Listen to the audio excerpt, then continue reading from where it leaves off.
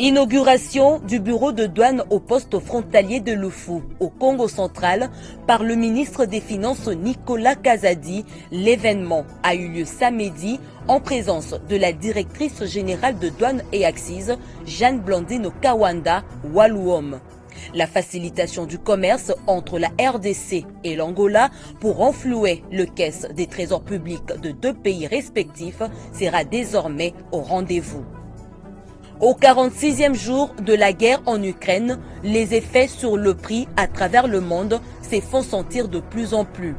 En RDC, à Kinshasa, à Goma, au Nord Kivu et à Mbuji-Mayi, au Kasaï oriental, la flambée de prix sur les denrées alimentaires, le carburant et le transport en commun est remarquable. Votre magazine a fait le tour dans ces provinces pour vous en donner la tendance. Le développement de ces titres et bien d'autres, c'est dans Fiscalité et Développement, présenté par Muriel Makiese-Lutina.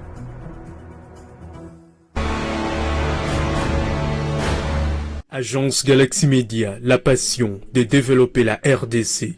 Madame, messieurs, bienvenue dans la grand-messe des finances au Congo-Kinshasa, Fiscalité et Développement qui part de la douane congolaise, déterminée à donner à l'État congolais les moyens de sa politique pour soutenir son programme d'action vendredi 8 avril 2022 sous la présidence de la directrice générale de douanes et axes, Jeanne Blandine Kawanda. Les directeurs centraux et provinciaux de la DGDA se sont retrouvés en conférence des directeurs pour réfléchir et peaufiner de nouvelles stratégies devant permettre à la douane congolaise d'atteindre voire dépasser les assignations budgétaires de 2022 arrêtées à un peu plus de 4 565,9 milliards de francs congolais. Reportage Ruth Kambaji et Landry Nonyangi-Lostine. C'est en visioconférence que s'est déroulée la conférence des directeurs centraux et provinciaux des douanes et axes DGDA sous la présidence de la directrice générale Jeanne Blandine Kawanda Waluom. Objectif: évaluer les ressources internes pour l'exercice 2022 et faire l'état de lieu des directions centrales et provinciales ainsi que des représentations de la douane à l'étranger. Des assises déroulées sous l'impulsion du ministre des Finances avec comme finalité la mise sur pied de mécanismes devant booster la mobilisation plus accrue des recettes publiques. Ma vision de la douane a été suffisamment dévoilée. Il s'agit d'une part de placer l'homme au centre de l'action, en mettant l'accent sur la promotion de l'éthique professionnelle, en vue de lutter contre les antivaleurs sous toutes ses formes. Et d'autre part, d'instaurer un partenariat gagnant-gagnant avec l'ensemble des opérateurs économiques, acteurs de la chaîne logistique internationale. De cette façon, j'aurais fait de la lutte contre la corruption et contre les antivaleurs mon cheval de bataille dans le but ultime d'une mobilisation accrue des recettes douanières et accisiennes afin de donner à l'État les moyens de sa politique socio-économique et sécuritaire et de lui permettre d'accéder à ses dépenses de souveraineté pour un développement durable au profit du bien-être collectif des Congolais. Après la cérémonie des signatures des contrats de performance entre la haute direction et les directeurs centraux et provinciaux de la DGDA le 28 mars 2022, la patronne de la douane congolaise a tenu à rappeler à ses hauts cadres douaniers leur engagement pris dans l'atteinte des objectifs fixés, c'est de réaliser les assignations par province douanière. De ce qui précède, je voudrais attirer votre attention sur la problématique de la mise en œuvre des prescrits de l'accord de l'OMC sur l'évaluation en douane. Cette question est cruciale, car, outre les cas de fraude sur l'origine et sur l'espèce tarifaire, le cas prépondérant auquel nous faisons face est celui de la fraude sur la valeur en douane. C'est à ce titre que je vous recommande une application correcte des différentes méthodes d'évaluation en douane afin d'éviter les minorations de valeur lors de la déclaration. Des nouvelles stratégies étant peaufinées, ces directeurs n'ont plus qu'à s'exécuter dans l'ultime objectif d'atteindre, voire de dépasser les assignations budgétaires de l'exercice 2022. Des recettes en même de donner à l'État les moyens devant lui permettre d'exécuter son programme de développement socio-économique, de faire face aux dépenses de souveraineté et assurer la sécurité du pays pour un développement durable au profit du bien-être de l'ensemble des Congolais. Temps momentanément Kinshasa pour Lufu dans le Congo central, où le week-end a été mouvementé à ses postes frontaliers avec la République d'Angola, avec l'inauguration par le ministre des Finances Nicolas Kazadi, en présence de la directrice générale de douanes et accises Jeanne-Blandine Kawanda du bureau douanier de Lufu. Ces nouvelles infrastructures modernes rentrent dans le cadre du partenariat public-privé entre le gouvernement congolais et l'entreprise IFES. C'était ce samedi 9 avril 2022. Didi Mavambou et Céline Boumba Angelani ont effectué les déplacements de Lufu. Voici leur reportage. C'est le ministre des Finances, Nicolas Kazadi, qui a procédé à la coupure du ruban symbolique, marquant ainsi l'inauguration officielle du bureau douanier de Lufu à la frontière avec l'Angola en présence de la directrice générale des douanes et accises Jeanne-Blandine Kawanda Walwam et du gouverneur intérimaire de la province du Congo central, Justin Luemba Makosso. Cette œuvre, financée sur fonds propres du gouvernement de la République, est en parfaite symbiose avec la vision du chef de l'État, mieux connu sous le leitmotiv « Le peuple d'abord ». En effet, elle permet une amélioration de l'accès aux services publics pour la population et pour les opérateurs économiques. Elle leur permet d'effectuer leurs opérations douanières dans des conditions améliorées. Mais aussi, elle permet aux cadres et agents de la douane de travailler dans des conditions plus humaines.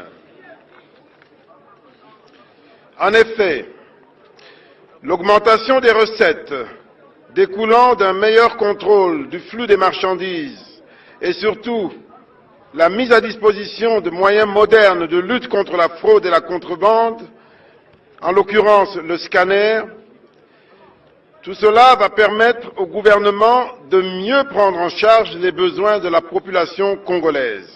Ce projet est l'aboutissement du partenariat public-privé conclu entre le gouvernement congolais et la société sud-africaine African Union Financial Services, AUFS, sur financement de la Direction générale des douanes et accises, DGDA.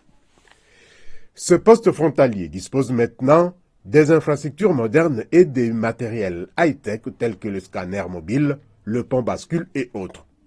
Il y a désormais 2 entrepôts import-export, un site d'inspection des marchandises, ainsi qu'un parking pouvant accueillir un nombre important de véhicules. Ce bâtiment intégré, qui habite aussi les autres services habilités à œuvrer aux frontières, fait suite à la réforme et modernisation douanière conformément au plan stratégique de la DGDA.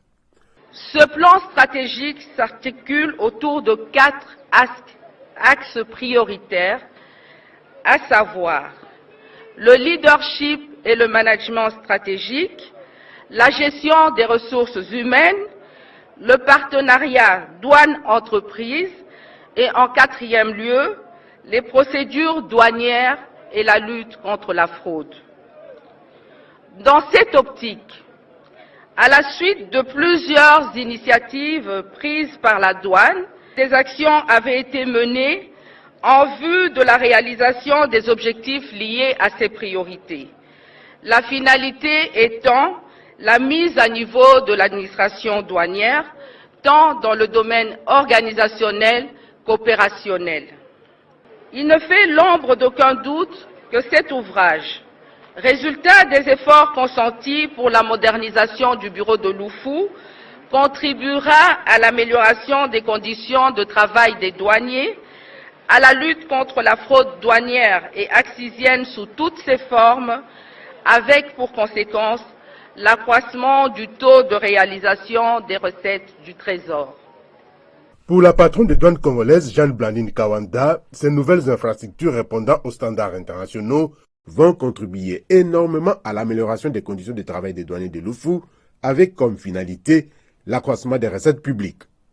Jeanne-Blandine Kawanda a de grandes ambitions pour la douane congolaise. Elle veut en faire une administration véritablement au service du développement de la nation. Pour ce faire, elle a appelé les gabelous du bureau douanier de Lufu à plus de civisme et de conscience professionnelle pour une mobilisation plus accrue des recettes du trésor public. Infrastructure encore, mais cette fois-ci dans la province douanière du Katanga, placer l'homme au centre de performance pour la mobilisation des recettes, telle est la stratégie adoptée par le directeur provincial de la DGDA Katanga. C'est dans ce sens que René Kalala a évalué dernièrement les travaux de construction du centre de santé de cette régie financière dans les Katanga. Dans sa suite, Lambert Yuma, notre correspondant permanent au Katanga.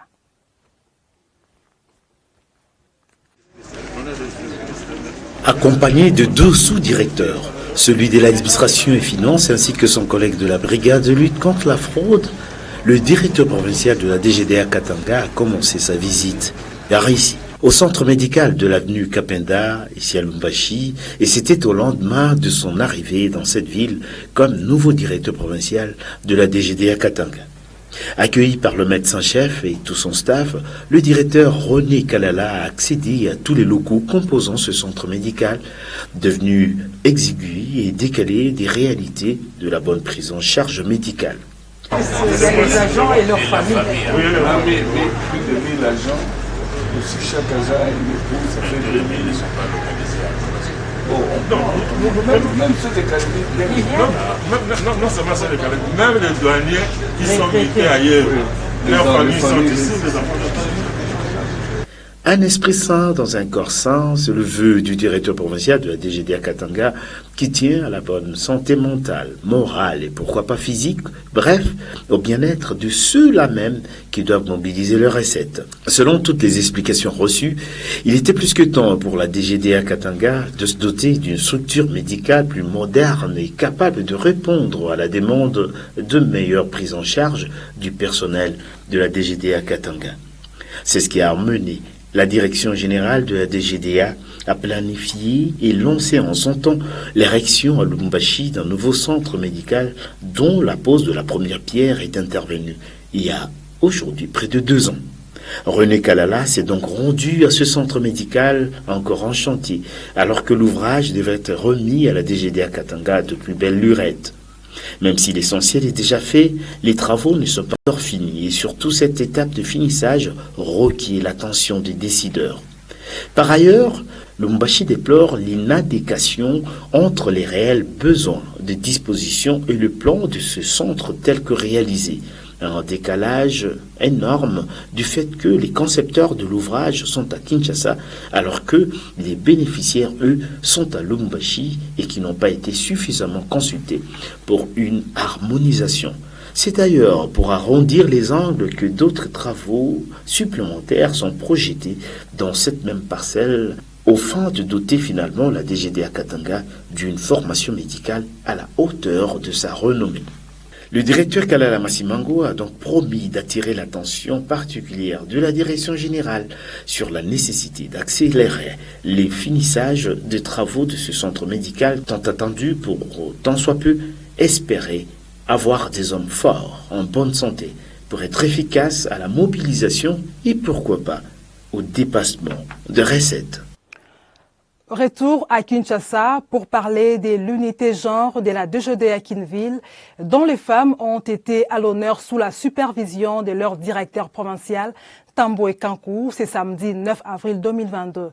Elles se sont retrouvées au parc de la vallée de l'Ancélé pour clôturer en beauté le mois de mars dédié à la lutte pour le droit de femmes afin de convoler, selon la vision de la directrice générale de la douane congolaise, aux côtés des hommes avec compétence et professionnalisme dans le but final de renflouer les caisses du trésor public. Reportage.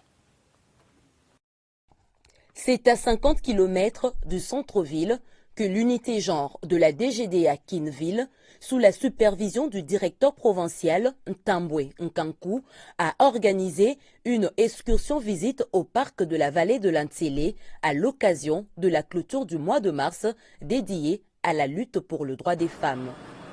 Dans une ambiance bon enfant, ces femmes douanières ont été sensibilisées autour du thème « Tous engagés pour une douane moderne, dynamique et performante » afin de convoler, selon la vision de la directrice générale de douane congolaise, Jeanne Blandine Kawanda Waluom, qui veut que la douanière à côté du douanier soit compétente et professionnelle dans le but de renflouer le caisse du Trésor public. Et pour ce faire, le point focal de la DGDA Kinville, Julie Mavungu, a remercié la haute direction et l'autorité provinciale pour leur soutien indéfectible à la junte féminine douanière. Nous sommes dans une douane moderne, dynamique et performante. C'est-à-dire la femme doit se former en renforçant ses capacités pour élever notre douane aujourd'hui. Parce que nous voulons une douane qui donne des recettes au trésor public. De son côté, Marie-Patricia Dilandi, sous-directrice de la réglementation et facilitation de Kinville, a appelé les femmes douanières à la mobilisation plus accrue de recettes. Nous avons l'obligation de bien travailler, d'atteindre les assignations qui nous sont attribuées. Nous devons fournir des efforts. Nous avons déjà retroussé nos manches, maintenant redressons-les. C'est-à-dire, mettons-nous au travail, soyons consciencieuses. Au nom du directeur provincial de douane de Kinville empêché, le sous-directeur de l'administration et finances, Simon-Pierre Bouéa Nzouzi, a recommandé aux douanières de cette direction de se conformer à la vision de la haute hiérarchie douanière qui ne jure que par la mobilisation des recettes douanières et lutte contre les antivaleurs. Tout ce que nous avons eu à livrer comme message, c'est la maximisation des recettes. Pour soutenir l'action de la nouvelle équipe dirigeante de la DGDA à notre niveau, individuellement et de manière collective, afin que les assignations faites à la DGDA soient non seulement atteintes, mais également dépassées, surpassées et ainsi de suite. C'est autour d'un repas convivial que le douanière de Kinville ont clôturé cette cérémonie dédiée à la lutte pour le droit des femmes dans cette aire protégée réservée à la conservation de la faune et de la flore. À la Direction générale des impôts, la grande échéance fiscale du 30 avril 2022 avance à pas des géants. Les contribuables relevant de la direction des grandes entreprises, des centres des impôts ainsi que des sièges modélisés et modernisés des directions provinciales des impôts sont appelés à ne pas attendre les derniers jours pour s'acquitter de leurs obligations fiscales dans les délais échus. Il s'agit du paiement du solde de l'impôt sur les bénéfices et profits, exercice fiscal 2022, revenu 2021.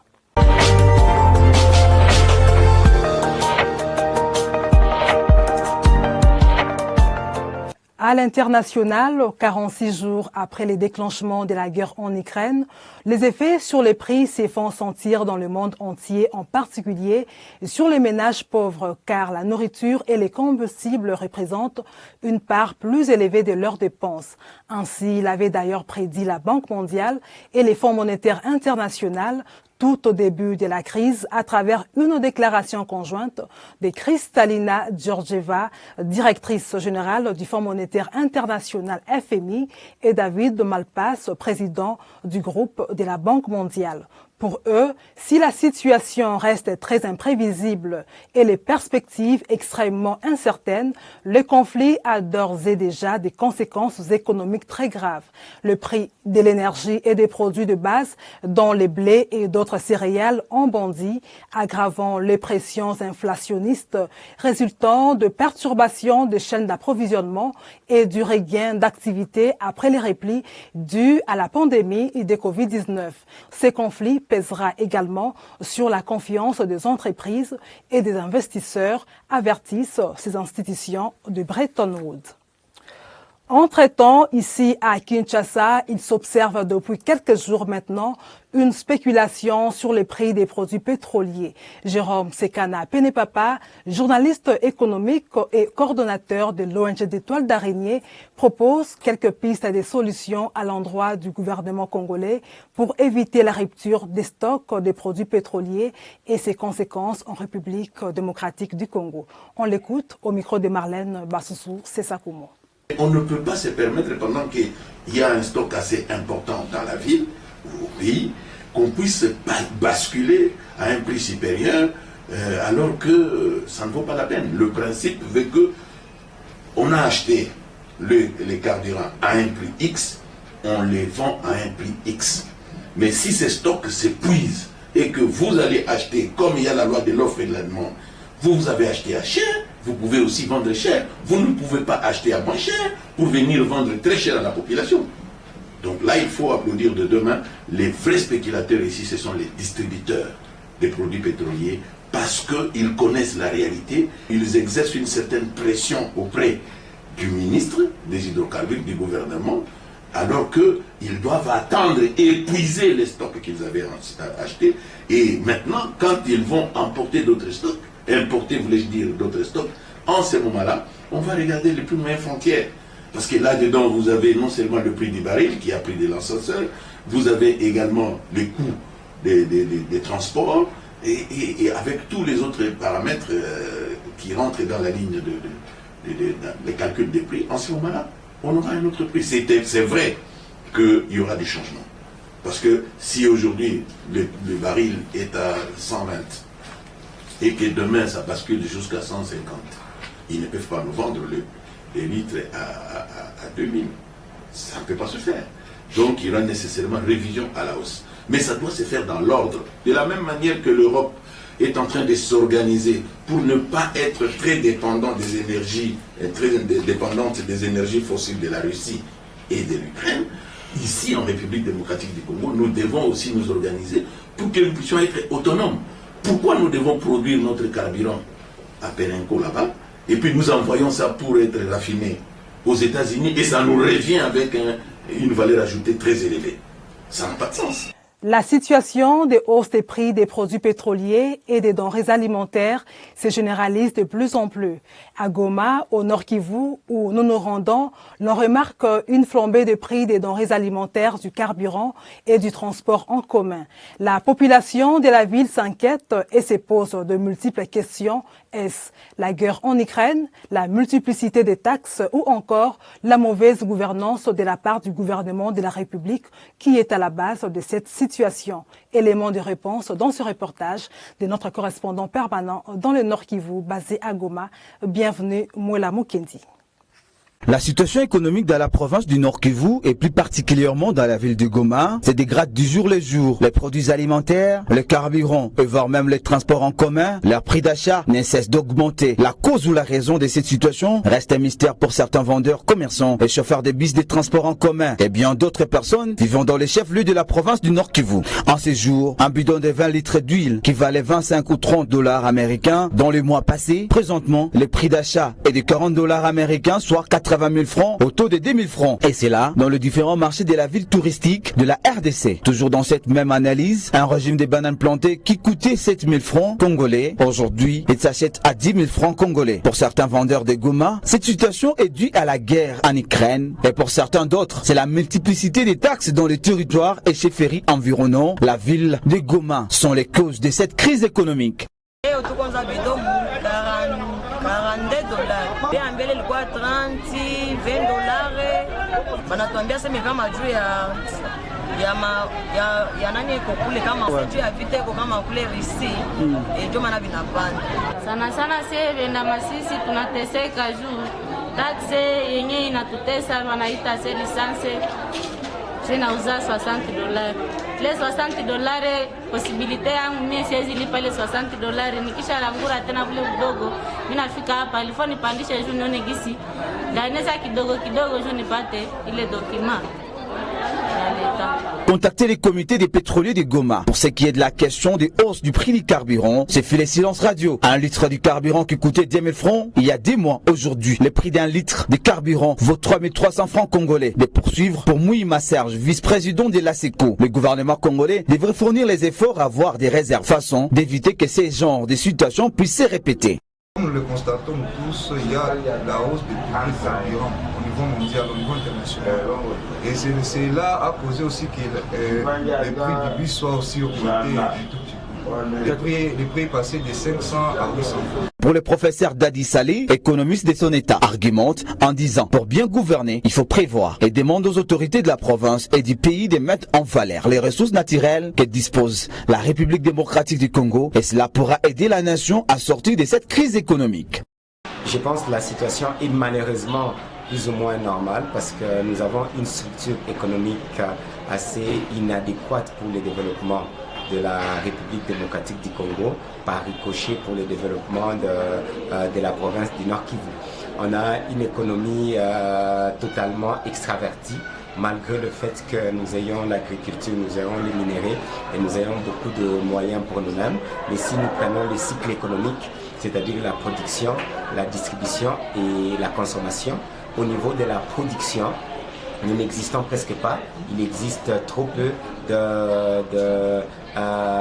d'industrie locale dans ce cadre-là. Et dans le commerce, là nous sommes à la distribution déjà, dans le commerce, c'est là où le peu d'économie tourne.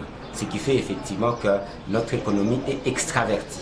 Pour le député national élu de la province du Nord Kivu, en ville de Goma, Josué Moufoula, il ne sait pas comprendre comment le marché congolais est plus exploité et envahi par les expatriés jusqu'à toucher les petits commerces et demande au gouvernement par la suite de prendre ses responsabilités face à cette situation. Nous ne savons pas comprendre comment les expatriés, par exemple, continuent à exercer le petit commerce jusque même dans nos cités, en vendant même le fumbo. Nous ne savons pas comprendre non plus comment est-ce que l'économie est extravertie à Goma. On importe même la tomate, les arachides, le piment à Gisenyi au Rwanda. Et lorsque Modeste Mouting a écrit un livre, RDC, la République des inconscients, on va penser que c'est une autoflagellation alors que c'est une interpellation. Il s'est signalé que la ville touristique de Goma avait déjà connu cette crise financière à cause de la situation sécuritaire qui provoque à l'est du pays. Dans le même ordre d'idées, la province du Kasaï oriental n'est pas épargnée par la hausse du prix des carburants et des denrées alimentaires de première nécessité. Les pompes de différentes stations-service de la ville sont sèches. Les usagers de la route ne savent à quel sens se vouer pour se ravitailler. Pendant ces temps, sur le marché, le prix des denrées alimentaires ont galopé. Les constats est fait ici par notre correspondant permanent au Kasaï oriental, Emery Kazadi. Le prix du carburant en général est dans une tendance haussière. À ce jour, le litre d'essence se vend entre 6 000 et 6 500 francs congolais en Bujimaï. Les quelques endroits où l'on affiche 5 800 ou 5 900, c'est juste pour attirer les clients de loin, les petites coupures de 100 et 200 francs n'étant pas disponibles pour le retour. La plupart des stations-service ne sont pas ravitaillées et sont désertes. Pour le directeur provincial de la FEC Kasaï oriental, cette hausse de prix est généralisée et ne concerne pas uniquement la province du Kasaï oriental. Nous avons observé, ce n'est pas seulement ici chez nous en Bujimaï, mais c'est partout dans le monde, aux États-Unis, en France, partout en Europe, en Allemagne. On constate que le prix du carburant a augmenté à plus forte raison. Nous qui sommes ici au Congo également, je crois qu'à Kinshasa, à Lubumbashi, on en parle. Le prix pourrait s'ajuster au niveau de la pompe et il va aller vers la hausse. Donc ce n'est pas une situation étrange. C'est dû essentiellement à cette situation de guerre de l'Ukraine où le quota de l'Ukraine, de la Russie qui était sur le marché mondial est aujourd'hui presque retiré. M. Dominique Ilungankashama précise que dans cette zone sud, au départ, le prix a toujours été différent et la situation est accentuée par les déraillements sur la voie ferrée. Dès que ce problème sera résolu, la province aura un nouveau stock. En attendant, certains vendeurs, généralement appelés Kadhafi, disent avoir trouvé une solution afin de maintenir le prix le plus bas possible, soit 6 000 francs congolais le litre d'essence. Selon l'un d'eux, il se ravitaille à partir de Kananga, d'où il ramène le carburant par moto. C'est le carburant venu du Katanga qui est vendu à 6 6 500 francs suite au déraillement et à la crainte de ne pas être aussitôt ravitaillé. Mais pendant ce temps, le coût de certaines denrées alimentaires a haussé sur le marché. Le directeur provincial de la FEC Kasaï Oriental fait savoir que le coût du transport a souvent une incidence sur le prix des biens. Un élément de la structure du prix de tous les autres, de la construction du prix des reviens, c'est le coût de transport. Entre dans le prix des reviens de chaque bien. Alors si le coût des transports augmente ou le prix du carburant, qui doit être l'élément de repère pour le prix des transports, augmente, je crois bien que partout sur la structure de prix, les prix doivent s'ajuster vers la hausse. Les vendeuses des poissons, de leur côté, attribuent cette hausse de prix à la variation du taux de change du dollar américain, des déraillements ainsi que du prix du carburant. Les denrées ont augmenté de prix à cause du dollar et le carburant qui sert à les transporter a haussé. Que pouvons-nous faire? Les prix ont galopé, le taux du dollar a varié, le carburant a haussé, tout a haussé.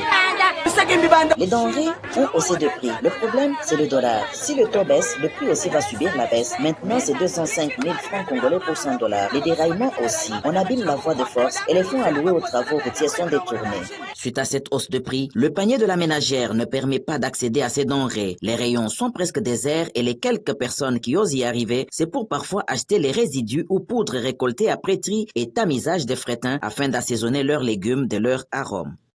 Restons dans le Kasaï oriental pour parler polémique autour de l'évolution des travaux de réhabilitation, des constructions et des modernisations des infrastructures scolaires et sanitaires à Mbuji-Mayi. En tout cas, ces travaux financés par le FPI dans le cadre du programme présidentiel accéléré de lutte contre la pauvreté et réduction des inégalités avancent très bien, affirme et confirme le Fonds de promotion de l'industrie FPI. Le tour effectué sur différents chantiers révèle que les taux d'exécution physique aux dépens de chaque chantier va de 50 à 70%, comme en témoignent ces images de nos confrères de la cellule de communication du Fonds de promotion de l'industrie. Fonds de promotion de l'industrie, votre partenaire privilégié pour la réussite de vos projets. Nous voici de retour à Mbuji-Mayi. Nous sommes venus vous présenter les ouvrages dans leur état actuel. À chaque heure, jour et mois qui passent, les différents chantiers changent de physionomie et la polémique autour de la réhabilitation, la construction et la modernisation des infrastructures scolaires et sanitaires devrait donc cesser. En effet, cette descente se fait dans le but de dissiper tous les malentendus autour de l'exécution de ces ouvrages d'intérêt public. Les constats étaient faits et en résumé, les travaux dans les différents chantiers sont très avancés.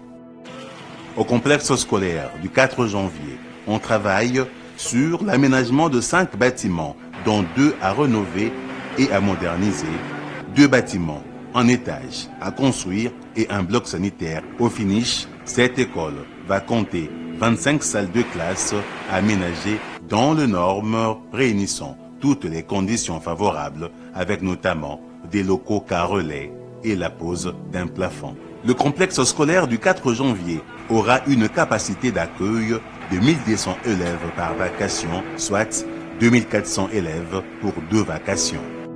Autre chantier, celui du complexe scolaire Kalenda Mudishi. Sur place, on travaille sur l'aménagement des 13 bâtiments, dont 10 en construction et 3 à rénover, qui vont constituer des blocs sanitaires. Au finish, le complexe scolaire Kalenda Mudishi aura 45 salles de classe avec une capacité de 48 élèves par salle pour une capacité d'accueil de 2160 élèves par vacation, soit 4320 élèves pour les 2 vacations. À l'hôpital général de référence de la Mouya, après la démolition totale du bâtiment principal, au total 11 bâtiments sont prévus, dont 10 ont été construits et un qui sera rénové. On nous a fait savoir que dans ce site, le bâtiment principal sera en étage. L'hôpital général de la Mouya aura une capacité d'accueil de 200 lits. À l'hôpital général de référence Saint-Jean-Baptiste de Cancellé, après la démolition, au total, 10 bâtiments, dont 7 sont construits et 3 seront rénovés. une particularité à relever est que 3 nouveaux bâtiments sont en étage. L'hôpital aura 12 services. L'hôpital général de la Mouya aura aussi une capacité d'accueil de 200 lits. De tous ces projets, nous devons insister sur quelques détails importants. Toutes ces infrastructures modernes seront dotées d'équipements adéquats, permettant ainsi le fonctionnement de tous les services pour la prise en charge des élèves et des malades. Il est aussi prévu l'alimentation en eau par forage, un réseau de distribution pour desservir les populations riveraines de ces infrastructures avec des bornes fontaines sur un rayon de 800 mètres. Enfin, tous ces sites seront alimentés en électricité, soit par un branchement de la Société nationale de l'électricité, SNEL, soit encore par l'énergie renouvelable à panneaux solaires ou tout simplement par les énergies thermiques. L'argent est versé directement dans les comptes de l'entreprise. Donc, quand le FPI ou le bureau de contrôle approuve, les ingénieurs qui sont sur le terrain approuvent la facture, et c'est ainsi que l'FPI envoie directement l'argent dans les comptes de l'entreprise. À ce niveau, on est en train de parcourir le 5e mois. C'est un projet financé par FPI. Les financements sont transférés vers l'entrepreneur après approbation du bureau d'études à travers les attachements, les quantités relevées sur chantier. La population de Mbuji-Mayi, elle, est impatiente. Cette population, qui a longtemps été victime des inégalités sociales, un seul credo aujourd'hui, goûter rapidement aux délices du programme présidentiel en palpant ce qu'on appelle déjà la signature Fachi. Nous étions dans une condition très difficile. Même les malades, c'était d'abord monobloc. Mais quand je vois l'œuvre, ce que le chef de l'État a mis ici chez nous, je vois que vraiment, il a une vision vraiment pour notre province. Celle qu'on avait avant, c'était un petit. Hein? Maintenant, nous avons un chantier gigantesque qui présage déjà un grand hôpital. On dit merci à notre président pour pouvoir penser à notre éducation et pour nous construire une nouvelle école ici à Kalinda-Moudish.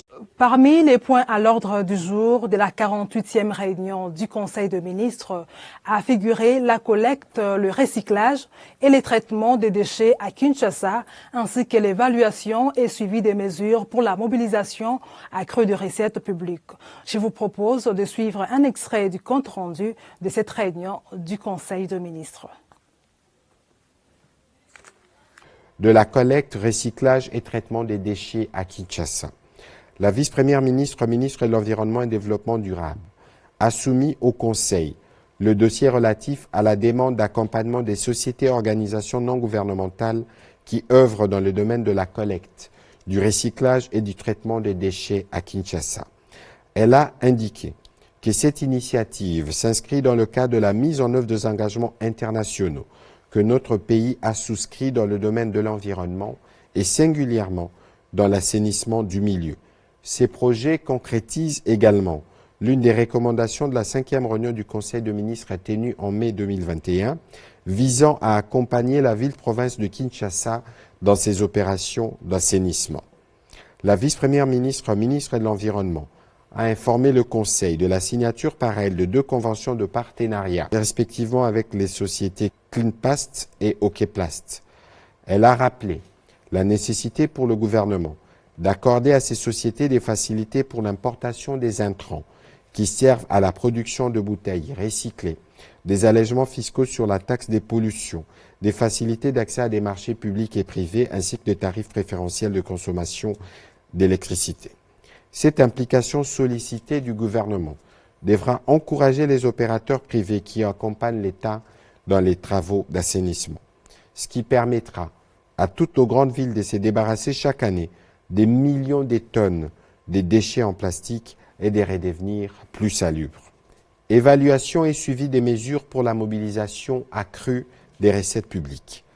Le ministre des Finances a présenté au Conseil la situation des recettes et des dépenses publiques.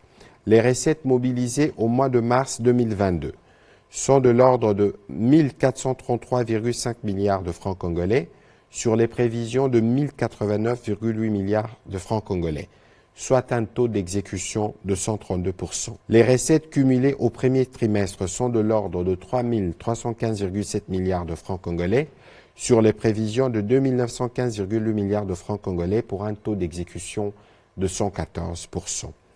La part des dépenses publiques sur les ressources propres consacrées aux investissements représente 0,9% du total. À cela s'ajoute le 300 millions de dollars payés aux agences d'exécution au courant du mois de mars pour la poursuite du programme de développement local de 145 territoires. À la primature à Kinshasa, réunion avec les opérateurs pétroliers de la République démocratique du Congo face à la pénurie du carburant, présidence de la réunion du comité des conjonctures économiques explorant les pistes de résilience dans différents secteurs de la vie nationale, séance de travail avec les opérateurs de la téléphonie mobile, lancement des activités de l'atelier de confection, des tenues militaires et tant d'autres activités. Voilà l'état des dossiers traités par le Premier ministre Jean-Michel Sama Lukonde au cours de la semaine qui s'est achevée. La semaine du commandant de guerrier vous est commentée par Jocelyn Babalomba. Face aux effets néfastes de la crise russo-ukrainienne, le gouvernement de la République n'entend ménager aucun effort pour juguler la pénurie du carburant à la pompe sur l'ensemble du territoire national.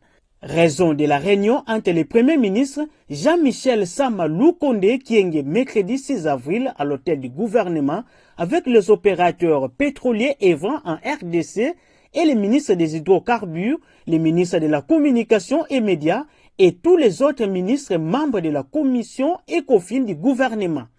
Ils ont passé au peigne fin cette situation et envisagé des solutions idoines.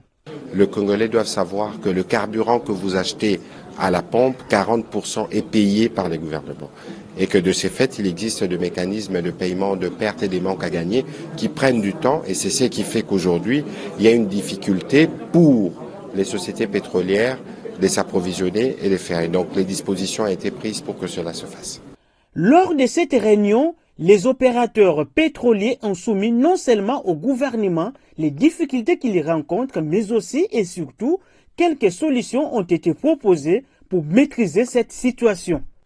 Les membres du comité de conjoncture économique ont examiné avec les ministères sectoriels les priorités concernant la résilience au niveau de la production locale et la réparation rapide des routes des dessertes agricoles, ainsi que le désenclavement des territoires selon les bassins de production. Le ministère de l'Agriculture notamment nous a dit qu'à court terme, il y avait juste question de veiller sur l'évacuation des produits internes. Cérémonie de lancement des activités de l'atelier de confection des tenues militaires, une initiative du gouvernement de la République mise en œuvre par le ministère de la Défense nationale dans le but de promouvoir la production locale en RDC.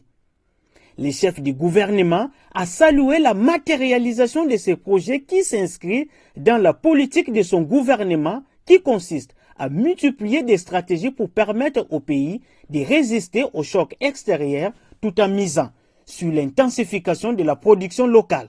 Pour moi, c'est un honneur d'être ici, je l'ai dit, pour lancer justement cette production militaire. Nous avons visité un atelier de production de tenues militaires et ce que moi je suis venu encourager, et quand vous dites le pourquoi, c'est parce que lancé au niveau du ministère de la Défense, c'est parce que nous avons dans notre politique décidé de mettre en avant la production locale, donc nous y avons mis des moyens et ce n'est qu'un début, ça doit se poursuivre. Séance de travail entre les commandants des guerriers avec une délégation des opérateurs du secteur de la téléphonie mobile, des questions liées à la structure des prix dans ce secteur, au développement économique de la République démocratique du Congo dans le secteur des télécommunications ont été abordés. Les caucus des députés et sénateurs de la province du Maïndomé ont soumis au Premier ministre les problèmes liés au développement socio-économique de leur province. Face au drame qui a frappé leur province, les députés provinciaux d'Ikwilu sont allés rencontrer le Premier ministre pour l'organisation des obsèques des 3 députés provinciaux et des 6 autres personnes décédées récemment lors d'un accident sur la rivière Maindombe. Mesdames et messieurs, savez-vous que la police nationale congolaise est un service d'assiette, pourvoyeur des recettes non fiscales de l'État sous l'encadrement de la DGRAD? C'est ce que vous allez comprendre dans quelques secondes. En effet, commettre une infraction vous oblige à payer des amendes transactionnelles, appelées aussi par des policiers AT, conformément aux dispositions légales suivant les taux prévus par la loi. Suivez. Annexe à l'arrêté interministériel numéro 001-CAP-MIN-INTERSECDAC-2012 et NUM-CAP-MIN-FINANCE-2012-530 portant fixation des taux de droits et taxes à percevoir à l'initiative de la police nationale congolaise relatifs aux amendes transactionnelles pour infraction de droit commun, police territoriale. Abus de confiance, 80 à 500 $. Abandon des familles, 50 à 500 $. Adultère, 50 à 500 $. Atteinte à la liberté des cultes, 20 à 100 $. Attentat à l'inviolabilité des secrets des lettres, 50 à 300 $. Banqueroute, 300 à 1000 $. Bris des scellés, 60 à 500 $. Enlèvement et déplacement des bornes de délimitation des terrains, 50 à 500 $. Cas frauduleux, 20 à 200 $. Contrefaçon, falsification et imitation des signes monétaires, 500 à 2000 $. Corruption des fonctionnaires, 100 à 600 $. Coups et blessures, 100 à 500 $. Culture, vente, transport, détention, consommation et trafic du chanvre à fumer, 100 à 1000 $. Dénonciation calomnieuse, 50 à 500 $. Destruction méchante, 100 à 500 $. Détention, transport, trafic, vente et consommation de drogues, 100 à 1000 $. Diffamation et injure, 50 à 500 $. Divagation des animaux, 20 à 100 $. Duel et provocation en duel, 50 à 500 $. Émission de chèques sans provision, 500 à 1000 $. Escroquerie, 100 à 1000 $. Épreuve superstitieuse, 50 à 500 $. Falsification des sceaux, 100 à 1000 $. Faux en écriture, 100 à 1000 $. Faux et refus des témoignages, 60 à 500 $. Grivelerie, 20 à 100 $. Imputation dommageable, 50 à 200 $. Injure publique, 50 à 100 $. Ivresse publique, 20 à 100 $. Menace, 20 à 200 $. Non-assistance à personne en danger, 50 à 500 $. Outrage et violence contre les autorités, 50 à 500 $. Outrage public aux bonnes mœurs, 50 à 500 $. Présence des mineurs dans un débit de boissons, 50 à 200 $. Provocation à la désobéissance civile, 50 à 100 $. Projection des films enfants non admis, 100 à 300 $. Propagation des faux bruits, 20 à 100 $. Recel d'objets, 50 à 200 $. Rétention illicite des documents, 20 à 100 $. Racisme et tribalisme, 500 à 1000 $. Violation des secrets professionnels, 50 à 200 $. Tromperie sur la qualité et quantité, 50 à 200 $. Tapage nocturne, 20 à 100 $. Usage des faux, 100 à 1000 $. Usure ou prêt à intérêt excessif, 20 à 100 $. Usurpation des fonctions publiques, 100 à 500 $. Violence et voie des faits, 20 à 100 $. Violation des domiciles, 50 à 300 $. Vol simple, 50 à 300 $. Fait à Kinshasa le 22 août 2012. Le ministre délégué auprès du Premier ministre en charge des Finances, Patrice Kitebi. Le ministre de l'Intérieur, Sécurité, Décentralisation et Affaires coutumières, Richard Mouyej-Monguens. Terminons cette émission avec l'inspection générale des finances qui poursuit sans désemparer sa marche vers l'éradication de la corruption et les détournements des deniers publics sous toutes leurs formes à travers sa patrouille financière telle que vous allez vous en rendre compte dans cet élément.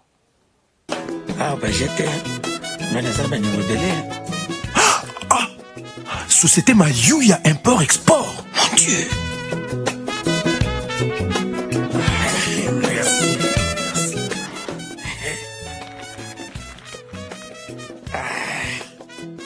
Ah, 100 000 $. Aujourd'hui, Mamboula dans mon peuple. Ou à des théories, tout ça la pratique. Bokita Mouké. Bon, tout ça la négi, tout ça la. Yo pesanga 50 000 $, 49 000 $, wana, tout ticket yo. Moi, 1000 wana ya souka. Tu vois qu'il y a question à l'État, de toutes les façons. Question à l'État, biso wa tout tambolaka. Chef, et Belambongo ndengona 1000 $ kaka pona l'État. Futambongo na yo na caisse ya l'État. C'est le chef de mission qui parle et qui décide. Ok. L'inspection générale des finances et la justice seront au courant. Stop. La République démocratique du Congo a besoin de ses ressources pour son développement. Le peuple congolais n'accordera aucun pardon à ceux qui entravent son progrès. Message de l'inspection générale des finances. La grand-messe des finances publiques est ainsi dite. Merci d'avoir suivi votre magazine Fiscalité et Développement à partir de la ville de Kisangani. Nous sommes dans la province de la Chopo. Excellente suite des programmes sur votre chaîne.